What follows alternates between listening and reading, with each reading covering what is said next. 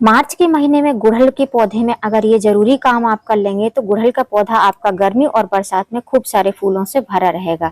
कलियां झड़ रही हैं तो कलियां भी नहीं झड़ेंगी, पत्तियां पीली हो रही हैं तो पत्तियां भी पीली नहीं होंगी, कलियों में किसी प्रकार के रोग लग रहे हैं तो वो रोग भी नहीं लगेंगे। इन सभी समस्याओं का समाधान आज मैं आपके साथ में इस वीडियो में शेयर करूंगी। गुड़हल एक परमानेंट फ्लावरिंग प्लांट होता है जो कि पूरे साल ही फूल देता है, लेकिन जो देसी गुड़हल रहते हैं वो जो है सर्दियों में ब्लूमिंग एकदम से कम कर देते हैं। तो आज मैं जो फर्टिलाइजर बताऊंगी और जो जो काम बताऊंगी उसको आप देसी हाइब्रिड दोनों ही गुड़हल में अप्लाई कर सकते हैं। कलियां काफी अच्छे से बढ़ पाएंगी, कलियां काफी अच्छे से फूल बना पाएंगी और जो फूलों के कलर रहेंगे वो भी काफी अच्छे चमकदार रहेंगे, पत्तियां भी काफी शाइनिंगदार रहेंगी। पौधा आपका फूल और कलियों से भरा रहेगा, जैसे कि मेरा पौधा काफी अच्छी चमकदार पत्तियों के साथ में फूल और कलियों से भरा हुआ है। यहाँ पर आप ये गुड़हल का पौधा देख रहे हैं, ये मेरा मेच्योर गुड़हल का पौधा है जो कि 3-4 साल पुराना हो चुका है और इस साल मैंने इसकी रिपोर्टिंग वगैरह कुछ भी नहीं करी है। यदि आप भी चाहते हैं आपके गुड़हल के पौधे में, जैसे मेरे गुड़हल के पौधे में काफी सारी कलियां आ रही हैं, काफी सारे फूल भी इसमें खिलते रहते हैं डेली ही, और डेली ही सुबह के टाइम में इनको कट कर लेती हूँ भगवान को चढ़ाने के लिए। और देख सकते हैं कितनी सारी कलियां हैं, एक भी कली इसकी झड़ती नहीं है और पूरी अच्छी तरीके से ओपन होती है। तो यदि मार्च के महीने में आपने ऐसे कुछ फर्टिलाइजर हैं जो कि बेसिक से हैं, आपने उनको नहीं डाला है गुड़हल के पौधे में, तो एक बार जरूर डालिए। खाली मार्च में ही डाल दीजिए। महीने में एक बार आप इस फर्टिलाइजर का यूज करेंगे तो आपका गुड़हल का पौधा काफी सारी कलियों और फूलों से भर जाएगा। पत्तियां भी हरी रहेंगी, पत्तियां भी झड़ेंगी नहीं, कलियां भी नहीं झड़ेंगी, पौधा एकदम बहुत अच्छे से बढ़ता रहेगा। हेलो फ्रेंड, मैं सविता ग्रीन गार्डन गुजरात से। गुड़हल में बहुत सारे तरह के गुड़हल आते हैं। इस टाइम पर तो बहुत सारी वैरायटी गुड़हल में आपको देखने को मिलेंगी। मेरा ये गुड़हल है, रेड कलर का गुड़हल है, जो कि मैंने स्टार्टिंग में वीडियो में इसके फ्लावर आपके साथ में शेयर किए हैं। ये एकदम हाइब्रिड वैरायटी का गुड़हल नहीं है जो कि एकदम छोटे छोटे पौधे रहते हैं उन्हीं में फ्लावर खिलते हैं, ये वो वैरायटी नहीं है। ये थोड़ी सी लॉन्ग जाती है वैरायटी, है हाइब्रिड की ही वैरायटी, लेकिन थोड़ी सी लॉन्ग रहती है। कुछ लोगों के क्वेश्चन रहते हैं कि हाइब्रिड प्लांट को हम किस तरीके से पहचानें कि कैसे हाइब्रिड प्लांट कौन सा है। तो यहाँ पर आप पत्तियों को देख रहे हैं, अगर आप इनको टच करेंगे तो इनकी जो आप पकड़ेंगे ना तो ये बहुत ही टाइट टाइट सी रहेंगी, हार्ड पत्तियां रहेंगी। और वहीं पर अगर आप देसी की पत्तियां देखेंगे तो ऐसी छोटी छोटी पत्तियां रहेंगी। साइज में जमीन में लगी हैं तो बहुत बड़ी बड़ी रहेंगी, या बड़े बड़े गमले में लगी हैं तो बड़ी बड़ी रहेंगी, और इनकी पत्तियां बहुत ही सॉफ्ट रहती हैं, मुलायम सी रहती हैं। और दूसरी बात, यदि आप कलियों से पहचानना चाहते हैं कि गुड़हल में हाइब्रिड गुड़हल के फूल किस तरीके से खिलते हैं, तो यहाँ पर आप देख रहे हैं ये कली ऊपर की साइड में जा रही है। और यदि देसी की कली खिलती, देसी की इस तरीके से ब्रांच रहती तो वो थोड़ी सी ऐसे नीचे साइड में रहती, उसका फ्लावर नीचे के साइड में, उसका फेस नीचे रहता है। और हाइब्रिड गुड़हल का जो फ्लावर रहता है वो ऊपर की साइड में ओपन होता है। अब यहाँ पर मेरा गुड़हल का प्लांटर देख रहे हैं आप, ये काफी बड़ा सा प्लांटर है, 12 से 13-14 इंच का प्लांटर है जिसमें मैंने इसको लगा कर रखा है, क्योंकि ये काफी मेच्योर पौधा था। सबसे पहला काम तो आपको यही करना है, अगर आपने 2-3 साल से रिपोर्टिंग नहीं करी है, वैसे तो 1 साल में मिनिमम आपको गुड़हल प्लांट की रिपोर्टिंग कर लेनी चाहिए, क्योंकि ये रूट बाउंड होने लगता है। मैंने जो है रेनी सीजन में कर दी थी, इसलिए मैंने अभी इसकी रिपोर्टिंग नहीं करी है। तो सबसे पहला काम यही है कि आपको इसको रूट से निकाल कर, पूरा मिट्टी के साथ में निकाल कर, इसकी रूट को क्लीन करके उसको थोड़ा सा कट करके और इसको रिपोर्ट करना है। दूसरा काम, अगर आपने रिपोर्टिंग आपने मेरी तरह कर ली है तो ये जो घास फूस वगैरह निकली है इसको आपको हटा देना है, एकदम प्लांट को आपको क्लीन कर लेना है। तो पहले मैं इस घास को हटा देती हूँ, फिर आपको मैं दिखाती हूँ। अब मैंने गमले की क्लीनिंग कर ली है। अब हमको इसको, दूसरा काम तो हो गया क्लीनिंग, तीसरा काम है हमको इसकी गुड़ाई करना है। गुड़हल के पौधे की आपको बार बार गुड़ाई नहीं करना है, मंथली एक बार गुड़ाई करेंगे या 1.5-2 महीने में एक बार गुड़ाई करेंगे, उतना ही इनफ है। बहुत ज्यादा इसकी गुड़ाई नहीं की जाती है, लेकिन मैंने इसकी गुड़ाई करी ही नहीं है, इसलिए इस बार जो है अच्छी तरीके से मैं इसकी गुड़ाई करूंगी। और जो इसमें आज मैं फर्टिलाइजर दूंगी, सॉलिड फॉर्म में दूंगी, लिक्विड फॉर्म में कोई फर्टिलाइजर इसमें नहीं दूंगी। गमला बड़ा है, सॉलिड फॉर्म में फर्टिलाइजर दूंगी। ऑलरेडी मेरे पौधे में जो है कलियां आ रही हैं, फूल भी खिल रहे हैं। सॉलिड फर्टिलाइजर दूंगी तो धीमे धीमे असर करेगा, जिससे कि आने वाले समय में जब नई कलियां बनेगी, नए फूल खिलेंगे, तो इसको धीमे धीमे पोषण मिलता रहेगा। तीसरा काम हमने कर लिया है, इसकी गुड़ाई कर ली है। गुड़ाई करने के बाद में इसकी जो ऊपर की मिट्टी है इसको हम हटा लेंगे। क्योंकि जो है हम इसकी ऊपर की मिट्टी को चेंज करेंगे, ऊपर हम दूसरी नई मिट्टी डालेंगे जो कि सुखाई हुई रहेगी और साथ में इसमें हम फर्टिलाइजर देंगे। अब जरूरी बात, यदि आपके पौधे में इस तरीके से पत्तियां निकली हुई हैं, नीचे की साइड में कोई भी फूल वगैरह खिलता नहीं है, तो ऐसी छोटी छोटी पत्तियों को, छोटी छोटी ग्रोथ को आपको हटाते जाना है, रखना नहीं है। वैसे तो मैं चाहूँ तो ये ब्रांच भी ना रखूं तो ज्यादा अच्छा है, क्योंकि ये नीचे से जो है क्लीनिंग करने में दिक्कत करती है, तो ऐसी ब्रांच को नहीं रखना चाहिए। लेकिन अभी जो है इसमें कलियां आ रही हैं, इसलिए कलियों को खिल जाने दूंगी, फिर मैं इसको कट कर दूंगी। एक ये ब्रांच और एक यहाँ पर भी है, नीचे से जुड़ी हुई है ब्रांच, तो ये कुछ दिन में जो है रेनी सीजन में यहाँ से रूट आ जाएंगी, तो ये नया पौधा बन जाएगा। अब यदि आपने नोटिस किया हो तो मैंने साइड साइड की ही मिट्टी निकाली है, बीच में बिल्कुल भी ये जो इसका ये रूट का ये जो ट्रंक है, इसको मैंने बिल्कुल भी टच नहीं किया है। तो ऐसा आपको नहीं करना है, साइड साइड की मिट्टी को ही हटाना है, वरना जो है गर्मियां अभी काफी पड़ने लगी हैं, मार्च ही चल रहा है लेकिन गर्मियां काफी ज्यादा हैं। रूट अगर डिस्टर्ब हो जाएगी तो आप फर्टिलाइजर डालेंगे तो पौधा आपका मर भी सकता है। अब गुड़हल के पौधे को आप देखेंगे तो काफी आपको हरा भरा दिखाई दे रहा होगा, इसमें किसी प्रकार की आपको कमी नहीं दिख रही होगी। लेकिन जब इतनी ज्यादा कलियां खिलती हैं और कलियां जब ब्लूम होती रहती हैं, तो पौधे को पोषण चाहिए रहता है, जितना ही खुराक मिलेगी उसको, पौधा आने वाले समय के लिए अपने आप को अच्छे से तैयार कर पाता है। तो ऐसी कंडीशन में अब आप सोच रहे होंगे कि इसको नाइट्रोजन देने की कोई जरूरत नहीं है। नहीं, इसको नाइट्रोजन देने की जरूरत है। जब ये पौधे, ये कलियां जो है बन रही हैं, इनको बड़ा करना है, कलियों को खिलाना है, उसके बाद में फिर अपने आप को सरवाइव करना है। कुछ दिनों के गैप के बाद में ये फिर से सरवाइव करेगा, फिर से ये कलियां खिलाएगा, उसके लिए हमको इसको पोषण देना पड़ेगा। अब बहुत तरीके के नाइट्रोजन मिलते हैं, मार्केट में भी मिलते हैं, अपने घरेलू तरीके से भी आप यूज कर सकते हैं। मैं आज इसको ये वाला नाइट्रोजन देने वाली हूँ। तो ये क्या है, ये जो है बकरी की जो मेमनी रहती है उसका है, खाद है। आपके पास में ये नहीं है तो आप गोबर खाद का यूज कर सकते हैं या वर्मी कंपोस्ट का यूज कर सकते हैं। ये थोड़ी सी गर्म ज्यादा होती है, गोबर खाद की मात्रा में भी से भी ज्यादा ये गर्म होती है, इसलिए मैंने, अभी आप देख रहे हैं ये ऐसे ही मिली है, पत्तों के साथ ही मुझे मिली है, तो बहुत ज्यादा नहीं है, एक मुट्ठी के करीब आपको ये बकरी की मेमनी लेना है।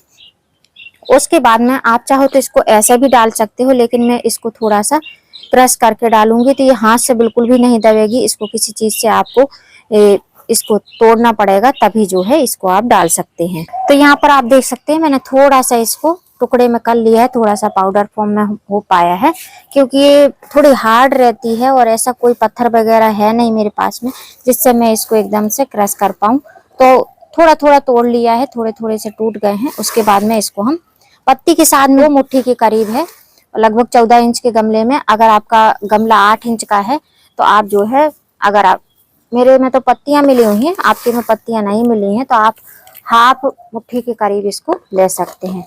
इसको इस तरीके से डाल देना है, चारों तरफ अच्छी तरीके से फैला देना है रिंग साइड में। अब जो हमने ये बकरी की मेमनी डाली है, इससे जो है हमारे पौधे में जो हरी हरी पत्तियां हैं वो लगातार आती रहेंगी, पौधा एकदम हेल्दी ग्रोथ करता रहेगा। और भी बहुत सारे न्यूट्रिएंट्स रहते हैं जो कि पौधे को चाहिए रहते हैं। एक प्रकार का कीटनाशक का भी काम करता है, कीड़े मकोड़े ज्यादा लगते नहीं हैं। बकरी की मेमनी की खाद बहुत अच्छी होती है, अगर आपने यूज नहीं करी है तो अगर आपको अवेलेबल हो जाती है तो आप जरूर यूज करें, वरना जो है वर्मी कंपोस्ट, गोबर की खाद तो आप यूज कर ही सकते हैं। अब बहुत सारे लोगों के पौधे में समस्या आती है कि कलियां बनती हैं, कलियां इस तरीके से कलर दिखाती हैं, उसके बाद में पीली होकर झड़ जाती हैं। तो ये मैग्नीशियम सल्फेट की कमी की वजह से भी हो सकता है, जिसको हम बोलते हैं एप्सम सॉल्ट। तो अब इसमें हम डालेंगे 1 टेबल स्पून। अगर 8 इंच का गमला है तो आप हाफ टेबल स्पून डालें, और यदि उससे बड़ा गमला है तो आप 1 टेबल स्पून के करीब इसको डाल सकते हैं। तो मेरी स्पून जो है काफी बड़ी है, इसमें जो खाने वाली स्पून रहती है उससे 2 टेबल स्पून फर्टिलाइजर आएगा, तो मैंने हाफ ही डाला है। तो आपको इतना फर्टिलाइजर इसमें साइड साइड में डाल देना है, स्प्रिंकल कर देना है। आप चाहो तो इसको पानी में मिला के भी दे सकते हो। अब इससे जो है हमारे पौधे की जो कलियां हैं, जो कलियां खिल रही हैं या जो कलियां बन रही हैं, वो झड़ेंगी नहीं, अच्छी तरीके से ग्रोथ करती रहेंगी। अब जो गुड़हल की कलियां हैं, ये खिलने के बाद में अगर इनके फूल छोटे आते हैं, साइज में छोटे रहते हैं, चाहे हाइब्रिड गुड़हल हो या देसी गुड़हल हो, या उनके कलर जो है फीके फीके से रहते हैं, पौधे के फूल में शाइनिंग नहीं रहती है, पत्तियों में शाइनिंग नहीं रहती है, तो आप अपने पौधे को ये जैविक पोटेशियम दे सकते हैं, जिसको बोलते हैं ऑर्गेनिक पोटाश। अगर मेरी तरह 14 इंच का गमला गमला है तो आप जो है 2 टेबल स्पून भरकर ले लीजिए। ऑर्गेनिक पोटास है इसलिए कोई भी दिक्कत नहीं करेगा। और अगर 8 इंच का गमला है तो लगभग 1 टेबल स्पून के करीब आप उसको यूज कर सकते हैं। इसको आप क्रश करके भी डाल सकते हैं या मेरी तरह ग्रेन्यूल्स फॉर्म में डाल सकते हैं। यदि आपके पौधे में कलियां वगैरह नहीं बनी है तो मैं आपको सजेस्ट करूंगी कि जब आप इस फर्टिलाइजर का यूज करें तो इसको ग्राइंडर में ग्राइंड करके यूज करें और लिक्विड फॉर्म में यूज करें तो आपको रिजल्ट ज्यादा अच्छे मिलेंगे, ज्यादा जल्दी मिलेंगे। अभी तक हमने इसमें 3 फर्टिलाइजर ऐड कर दिए हैं। एक बकरी की मेमनी जो कि एक प्रकार का नाइट्रोजन का स्रोत होती है और भी बहुत सारे माइक्रो न्यूट्रिएंट होते हैं उसमें। और दूसरा जो है हमने इसमें एप्सम सॉल्ट यूज किया है जो कि हमारी पौधों की पत्तियों को हरा भरा बनाएगा, चमकदार बनाएगा। प्रकाश संश्लेषण की प्रक्रिया उससे बहुत अच्छे से होती रहेगी। तीसरा जो है हमने इसमें ऑर्गेनिक पोटास का यूज किया है जो कि हमारे पौधे में फूल और कलियों को अच्छी तरीके से बढ़ा पाएगा।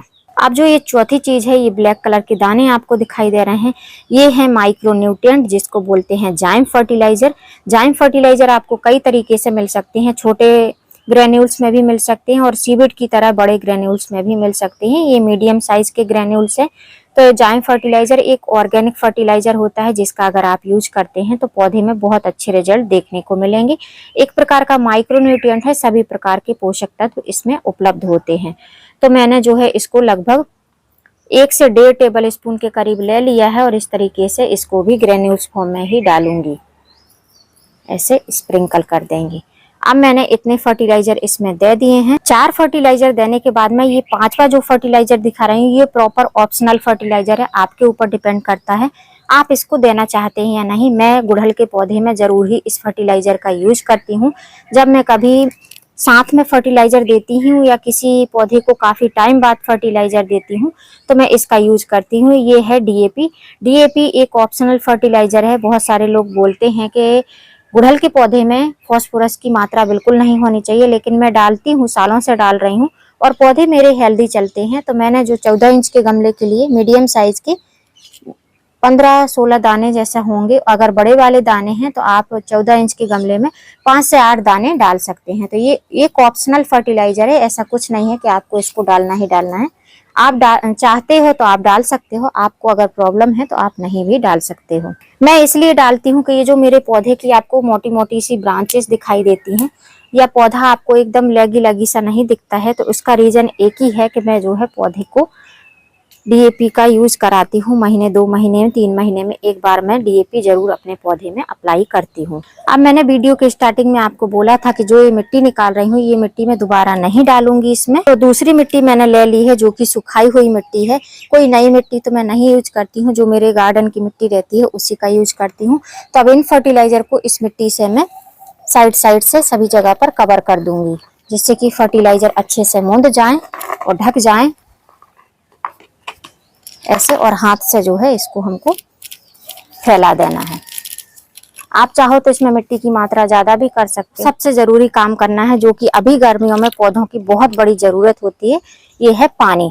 खाद देते हैं तो पानी देना बिल्कुल भी ना भूलें, और अगर खाद भी नहीं देते हैं तब भी पौधे को आपको अभी 2 टाइम तो जरूर ही पानी देना पड़ेगा। गमला बड़ा है तो गमले के बड़े होने के हिसाब से, पौधे की एज होने के हिसाब से अब इसमें हम काफी सारा पानी डालेंगे।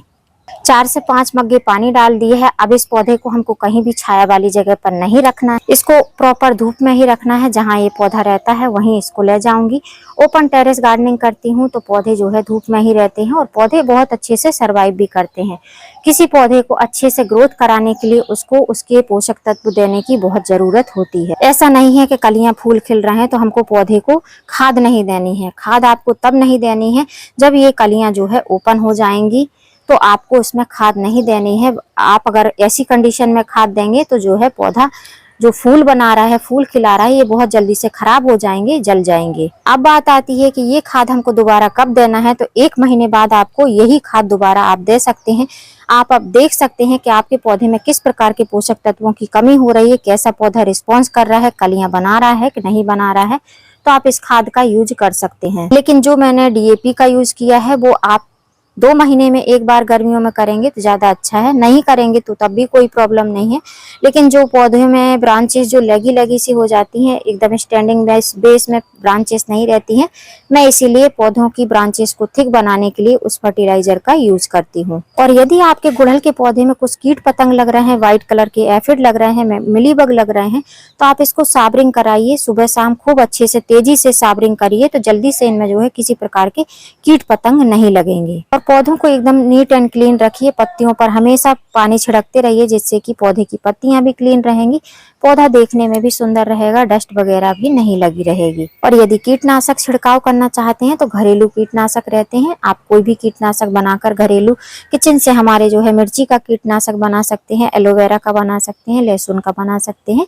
ये सब चीजें आप अपने पौधे में अप्लाई कर सकते हैं।